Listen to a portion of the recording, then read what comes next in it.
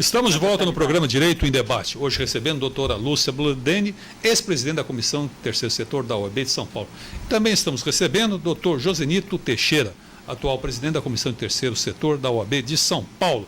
E no intervalo nós tivemos aqui uma pergunta, a pergunta do Antônio Carlos. O Antônio Carlos é um telespectador que nos segue aí, mandando pergunta, é o Antônio Carlos da Casa Verde. Boa tarde, Antônio Carlos, e continue sempre participando e enviando suas contribuições. E obrigado.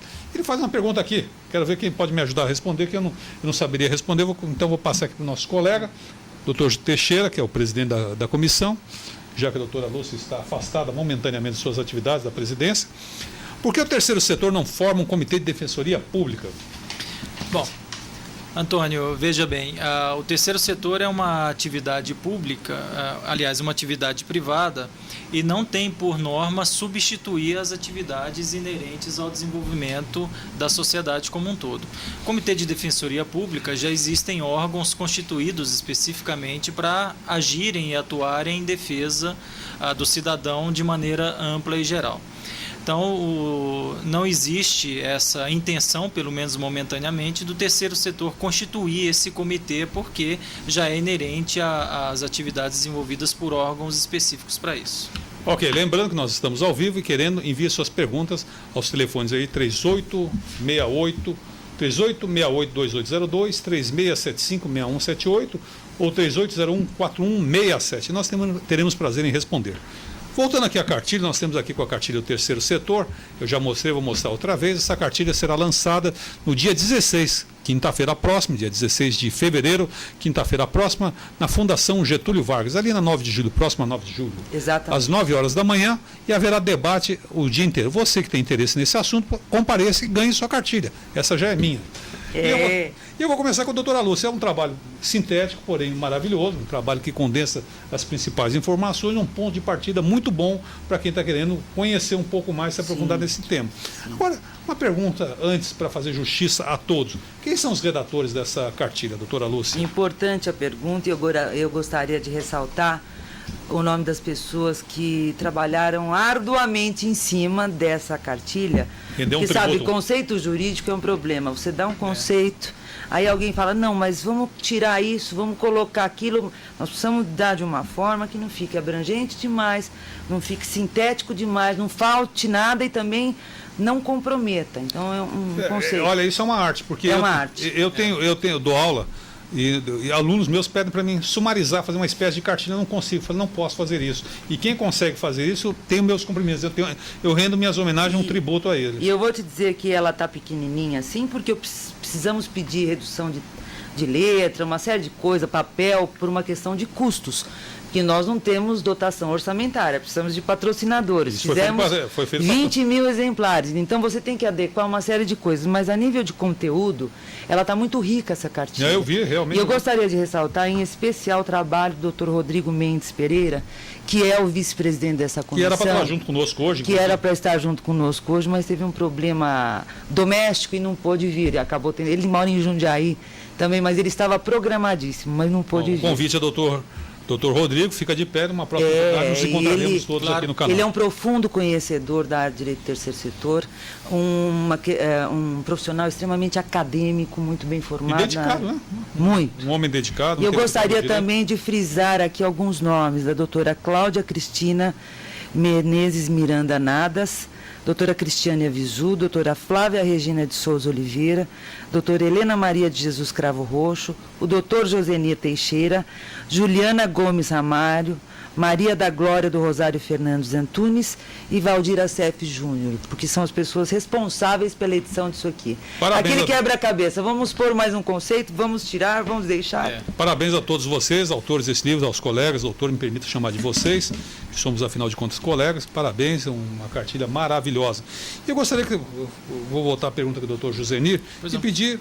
Explica um pouco a estrutura do trabalho aqui, a apresentação do trabalho, para a gente entender o que foi feito, já que o senhor foi um dos redatores. Tá. Além da doutora, inclusive.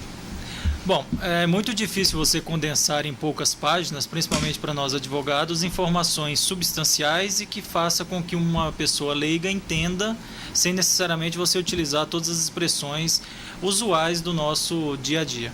Então, basicamente, nós dividimos a cartilha em alguns capítulos que a gente achou prudente para que as pessoas já comecem no próprio índice desfazendo algumas confusões que normalmente são feitas quando se fala de terceiro setor.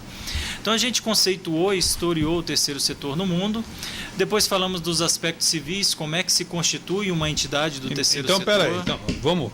A história, vamos passar um pouco. Aqui é o programa vamos passar a história. Vamos passar a história, mas vamos falar sobre como constituir, porque afinal de contas é uma dúvida que eu imagino que a maioria das pessoas, inclusive eu, que não sou do terceiro setor, não sou um advogado ligado ao terceiro setor, tem. Como é que eu posso fazer para constituir, segundo o Código Civil vigente, uma ONG? Tá.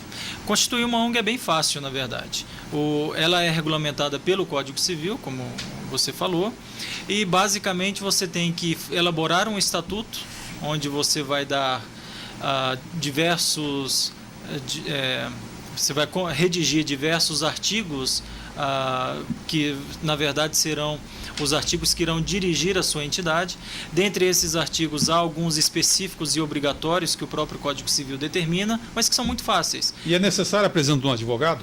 É necessária a assinatura de um advogado no final desse estatuto, porque o cartório não vai registrar sem ter o visto desse profissional.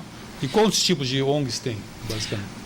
Na verdade, é feita uma certa confusão a respeito das denominações das ONGs. As ONGs podem se chamar instituto, podem se chamar associação e podem se chamar vários outros nomes. Mas na prática, do ponto de vista jurídico, ela tem sempre uma natureza jurídica, que é associação civil sem fim lucrativo, que é, na verdade, reunião de pessoas que têm o mesmo objetivo e constituem uma entidade assim. Ou a outra forma que existe é a fundação, que é um pouco mais burocrática e trabalhosa porque requer obrigatoriamente a presença do Ministério Público. O promotor de justiça tem que participar ativamente da criação de uma fundação. Mas há um patrimônio mínimo, no caso de fundação, há um patrimônio mínimo, não? No caso de fundação, é obrigatória a presença ou a existência de um patrimônio ou imobiliário ou financeiro, etc. O que na associação não é.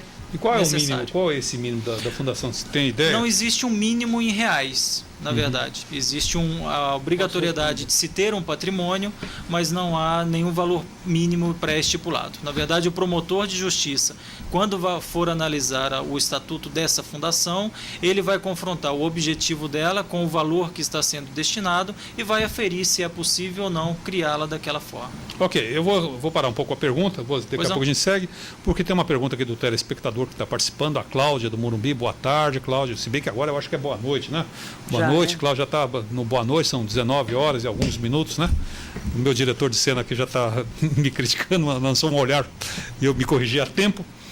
E a Cláudia faz uma pergunta que eu acho que é uma pergunta interessante e importante, inclusive vou passar para a doutora Lúcia responder. Muitas empresas usam o terceiro setor para benefício próprio, ela afirma isso.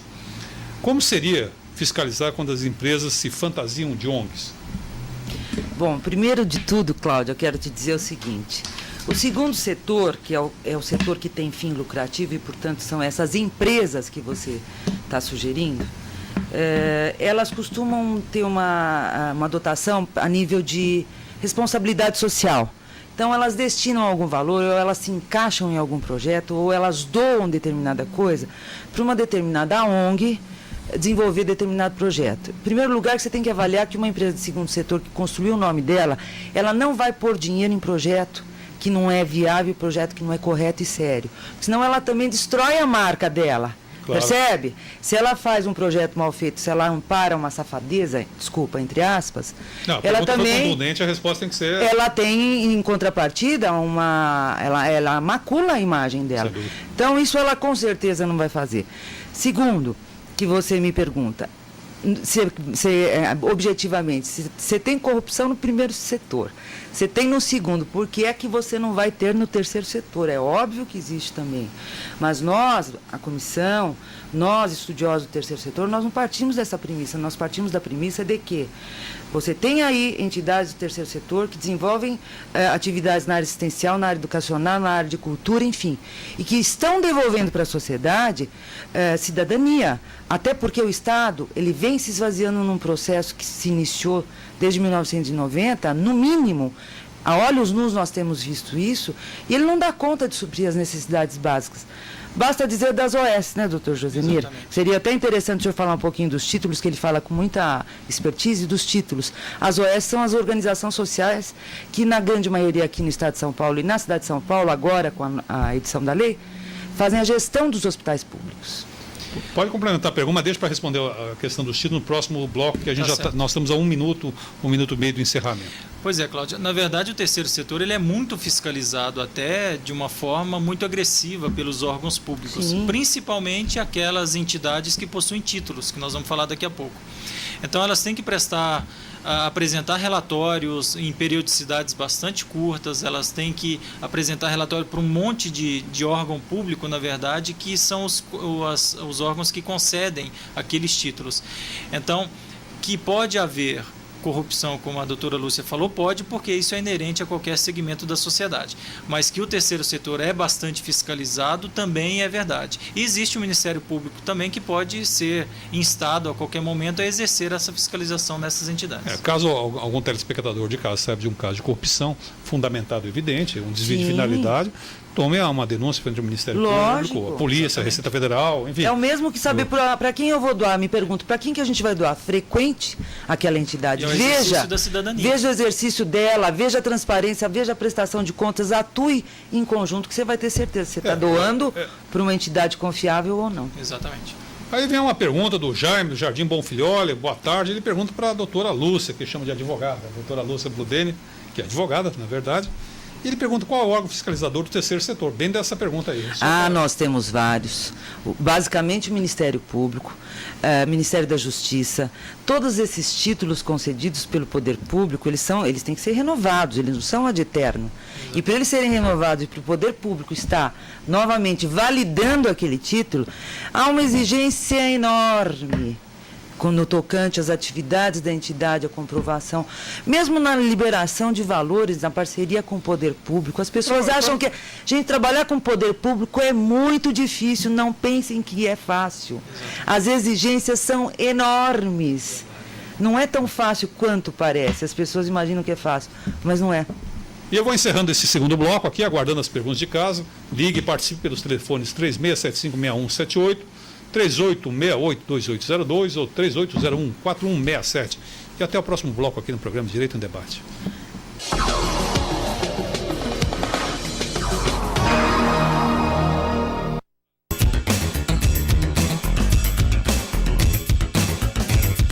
Não perca o programa Inovações Jurídicas da próxima semana. Quinta, às 18 horas, nós temos uma entrevista sobre direitos humanos e a mídia, com a presença da professora doutora Marisa Forghieri, psicóloga, e também do procurador da República, Sérgio Suyama. Até lá!